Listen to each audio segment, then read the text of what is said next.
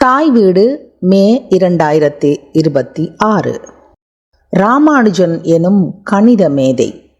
எழுதியவர் குமார் புனிதவேல். வாசிப்பவர் கீதா சத்யகுமார். சென்ற நத்தார் விடுமுறை காலத்தில் கணினியில் உலாவிக் கொண்டிருந்த போது டிசம்பர் 22 இந்தியாவின் தேசிய கணித தினம் நேஷனல் மேத்தமேட்டிக்ஸ் டே என குறிப்பிடப்பட்டிருப்பதை அவதானித்து வியப்படைந்தேன். இதற்கு முன் எத்தனையோ விடயங்கள் தேசிய தினமாக அறிவிக்கப்பட்டிருந்தாலும் கணிதத்திற்கு தேசிய தினம் அறிவிக்கப்பட்டுள்ளது இதுவே முதன்முறையாகும். கணிதத்தின் மீதான ஆர்வத்தை மாணவர்களிடையே வளர்ப்பதே இத்தினத்தின் முதன்மை நோக்கமாகும். இத்தினத்தை பற்றி நான் கற்றறிந்த தகவல்களை உங்களுடன் இங்கே பகிர்ந்து கொள்கின்றேன். அந்த சிறப்புமிக்க தினம் உலகமே வியந்து போற்றும் இந்திய கணித மேதை சீனிவாச ராமானுஜன் அவர்களின் பிறந்த தினமாகும். கணிதத்துறையில் அவர் ஆற்றிய அளப்பரிய சாதனைகளை கௌரவிக்கும் விதமாக 2012 அவரது 125வது பிறந்த தினத்தை முன்னிட்டு அன்றைய இந்திய பிரதமர் டாக்டர் மன்மோகன் சிங் அவர்கள் டிசம்பர் 22 தேசிய கணித தினமாக பிரகடனம் செய்தார். ஈரோட்டின் எளிய சூழலில் பிறந்து கேம்பிரிட்ஜ் பல்கலைக்கழகம் வரை தனது கணித புலமையால் உலகை அதிரச் செய்தவர் அவர். ஒரு தமிழனுக்கு கிடைத்த இந்த சர்வதேச அங்கீகாரம் அவருக்கு கிடைத்த கௌரவம் மட்டுமல்ல, உலகெங்கும் வாழும் தமிழர்களாகிய நம் அனைவருக்கும் இது மட்டற்ற மகிழ்ச்சியையும் பெருமிதத்தையும் தருவதாகும். இந்த உலக புகழ்பெற்ற தமிழ் கணித மேதைக்கு கிடைத்துள்ள கௌரவங்கள் எண்ணற்றவை. அவரது 75வது பிறந்த தினமான 1962 இந்திய அரசு முதலாக ஒரு சிறப்பு தபால் முத்திரையை வெளியிட்டு அவரை சிறப்பித்தது. அதனைத் தொடர்ந்து அவரது 125வது பிறந்த தினமான 2012 மற்றொரு முத்திரை வெளியிடப்பட்டது. இதுவரையில் ராமானுஜரின் உருவம் பொறித்த 4 வெவ்வேறு தபால் முத்திரைகள் வெளியிடப்பட்டுள்ளன என்பது குறிப்பிடத்தக்கது. உலக கணித வரலாற்றில் இத்தனை முறை முத்திரைகள் மூலம் கௌரவிக்கப்பட்ட மேதைகள் மிகச் சிலரே. 1887 டிசம்பர் 22 ஈரோடு மாவட்டத்தில் சீனிவாசன் கோமளம் தம்பதிகளுக்கு ராமானுஜன் பிறந்தார். தனது 3வது வயது வரை பேசும் திறனில்லாமல் இருந்தார். அத்தம்பதிகளுக்கு ராமானுஜனுக்கு பின் பிறந்த 3 குழந்தைகள் ஓரிரு ஆண்டுகளிலேயே இறந்து போனார்கள். வறுமையில் வாடிய பெற்றோர் 1892 காஞ்சிபுரத்திற்கு இடம்பெயர்ந்தார்கள். ராமானுஜன் 1892 தொடக்கப்பள்ளியில் சேர்க்கப்பட்டார். 2 வருடங்களில் அவர்கள் குடும்பம் 1894 கும்பகோணத்திற்கு இடம்பெயர்ந்தது. அங்கு கல்வியை தொடர்ந்த ராமானுஜன் முதலிட சித்தி பெற்றார். 1897 கும்பகோணம் நகர் உயர்நிலை பள்ளியில் 6ஆம் வகுப்பில் சேர்க்கப்பட்டார். கணித பாடத்தை ஆர்வத்துடன் படித்த ராமானுஜன் 12வது வயதில் லோனி எழுதிய ட்ரிக்னோமெட்ரி எனும் முக்கோணவியல் பாடப்புத்தகத்தை பக்கத்து வீட்டில் வசித்த மாணவனிடம் இருந்து வாங்கி படித்தார். முழு புத்தகத்தையும் படித்த ராமானுஜன் அதிலுள்ள அனைத்து கணக்குகளையும் சரியாக செய்து முடித்ததை கண்ட மற்ற மாணவர்கள் ஆச்சரியமடைந்தார்கள். அதைத் தொடர்ந்து கார் என்பவருடைய காஸ் சிப்னோசிஸ் எனும் தொகை நூலையும் கற்றார். தூய கணிதத்தின் அடிமட்ட தோற்றத்தொகை என்று பெயர் கொண்ட அந்த புத்தகத்தின் உட்பொருள் அவரை அப்படியே ஈர்த்தது.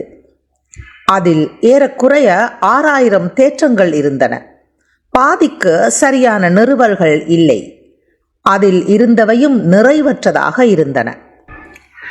ராமானுஜன் அதில் இருந்த ஒவ்வொரு தேற்றத்திற்கும் தனக்கு தோன்றிய நிறுவல்களை ஒரு குறிப்பேட்டில் எழுதி வைக்க தொடங்கினார். அந்த ஆய்வில் புதியதாக தேற்றங்களும் தோன்ற அவைகளையும் குறிப்பேட்டில் எழுதி வைத்தார். இப்படியே 16 வயதிலேயே கணித மேதை என கூறக்கூடிய தகுதியை அடைந்தார். ஆனால் குடத்தில் எரியும் விளக்கு போல் வெளி உலகுக்கு தெரியாதிருந்தது. 1903ஆம் ஆண்டு தனது 16வது வயதில் சென்னை பல்கலையின் மெட்ரிகுலேஷன் தேர்வில் முதல் வகுப்பில் தேர்ச்சி பெற்றார். அதன் காரணமாக கும்பகோணம் அரசு கல்லூரியில் தற்போதைய 11 மற்றும் 12வது வகுப்பிற்கு சமமான கல்வியில் சேர்ந்ததுடன் அக்கல்விக்கான சுப்பிரமணியம் உபகார சம்பளம் எனும் உதவித்தொகையும் பெற்றார். கல்லூரியில் ஆங்கிலம், கணிதம், உடற்செயலியல், ரோமானிய, கிரேக்க வரலாறு மற்றும் வடமொழி பாடங்கள் இருந்த போதிலும் கணித பாடத்தில் மட்டுமே அதிக கவனம் செலுத்தினார். அதனால் கணிதம் தவிர மற்றைய அனைத்து பாடங்களிலும் தோல்வி கண்டார். அதனால் அவருக்கு தரப்பட்ட உபகார சம்பளத்தையும் இழந்தார். அதன் பின் பள்ளி படிப்பை நிறுத்திவிட்டு ஆந்திராவுக்கு சென்று விட்டார். ஒரு வருடத்தின் பின் அவர் மீண்டும் கும்பகோணம் அரசு கல்லூரியில் இணைந்து படிப்பை தொடர்ந்தார். ஆனால் 1905 டிசம்பர் தேர்வுக்கு தேவையான வருகை சான்று கிடைக்காததால் அவரால் தேர்வு எழுத முடியாமல் போனது. அதன் பின்னர் சென்னை பச்சையப்பா கல்லூரியில் படிப்பை தொடர்ந்தார். அங்கு அவர் SP சிங்காரவேலு முதலியாரிடம் கணிதம் கற்றார்.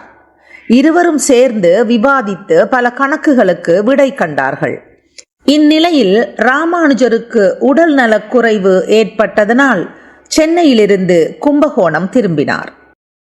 1910 இந்திய கணித கழகத்தை பற்றி கேள்விப்பட்ட ராமானுஜன் அதனை தொடங்கிய பேராசிரியர் V. ராமசுவாமி ஐயர் என்பவர் உதவியை நாடினார்.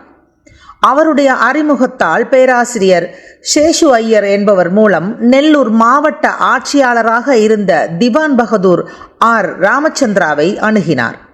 இவர் ராமானுஜன் கணிதத்தில் பெரும் சாதனை செய்யக்கூடியவர் என்று உணர்ந்து ராமானுஜருடைய செலவுகளை சில காலத்திற்கு தானே ஏற்றார்.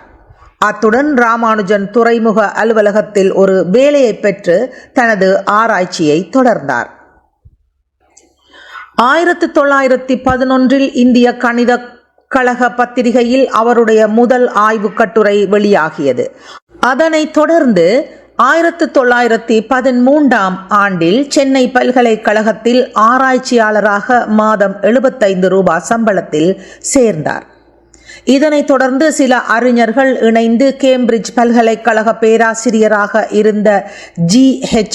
ஹார்டிக்கு அவரது கண்டுபிடிப்பான 120 தேற்றங்களையும் இணைத்து ஒரு கடிதம் எழுதினார்கள். ஆரம்பத்தில் அசட்டையாக இருந்த பேராசிரியர் ஹார்டி அதில் உள்ள தேற்றங்களில் சிறப்பு நோக்கி அவரது ஆராய்ச்சியை தனது பல்கலைக்கழகத்தில் தொடர செலவுகளை தாம் ஏற்பதாக அழைப்பு விடுத்தார். 1914ஆம் ஆண்டு கேம்பிரிட்ஜ் சென்ற ராமானுஜன் 4 ஆண்டுகள் அங்கு இருந்தார்.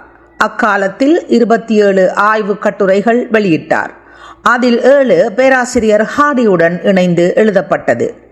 1918 அவருக்கு FRS fellow of the royal society என்ற சிறப்பு வழங்கப்பட்டது.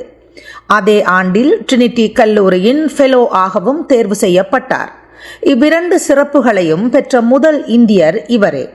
அக்காலகட்டத்தில் காசநோய் அவரை தாக்கியதால் 1919 இந்தியா திரும்பி அதே நோயால் தனது 32வது வயதில் 1920ஆம் ஆண்டு ஏப்ரல் மாதம் 26ஆம் திகதி மறைந்தார்.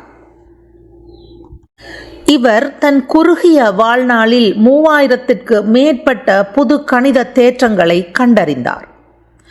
கணித உலகின் முடிசூடா மன்னராக திகழும் சீனிவாச ராமானுஜனின் 125வது பிறந்த தினத்தை முன்னிட்டு உலக புகழ் பெற்ற கூகுள் நிறுவனம் தனது தேடுபொறியின் முகப்பு பக்கத்தில் சிறப்பு டூட்லை வெளியிட்டு அவருக்கு சர்வதேச அளவில் மரியாதை செலுத்தியது.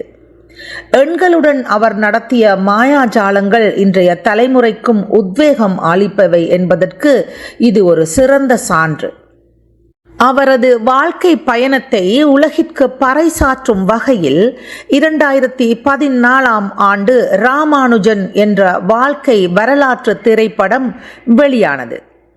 திறமைமிகு இயக்குனர் ஞான ராஜசேகரன் அவர்களின் எழுத்து மற்றும் இயக்கத்தில் தமிழ், ஆங்கிலம் ஆகிய இரு மொழிகளிலும் படமாக்கப்பட்டது. அறிவியலின் மொழியான கணிதத்தில் உலகையே வியக்க வைத்த அந்த பேரறிஞரின் தாய்மொழியும் எனது தாய்மொழியும் தமிழ் என்பதில் நான் மட்டற்ற பெருமை கொள்கின்றேன். நன்றி.